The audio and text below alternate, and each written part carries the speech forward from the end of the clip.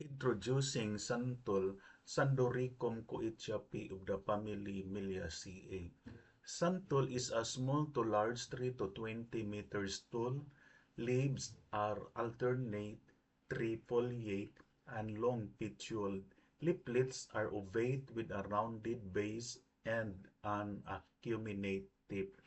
Flowers are numerous, arranged in panicles 10 to 20 centimeters long and are greenish yellow in color. Fruit is globose, yellowish to 6 centimeters in diameter. The large seeds have soft, edible pulp. Santol is native to India and the Malay Peninsula. It was introduced to the Philippines at an early date and commonly cultivated throughout the country.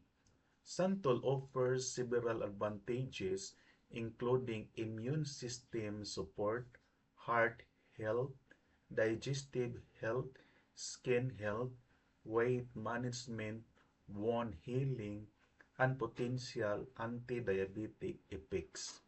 Aside from being consumed as a fresh fruit, Santol has various culinary applications, including fruit salad, juices and smoothies, preserves, pickles, and traditional medicine.